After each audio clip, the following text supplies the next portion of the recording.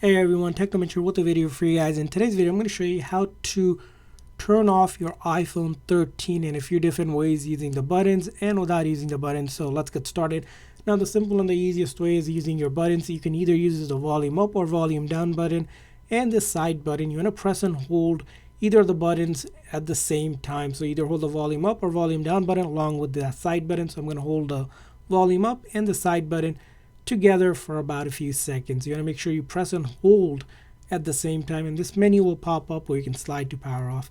Now if you don't want to use the buttons, you can also go into your setting and then go to general, scroll down where it says shutdown, and then you can also use this method to slide to power off.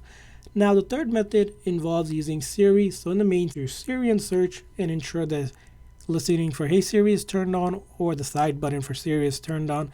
And from there on, we can issue a command to Siri to go ahead and turn off our iPhone. So we'll say, Hey Siri, power down.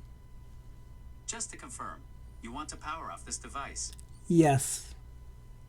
And as you can see here, we can also get Siri to turn off our iPhone 13.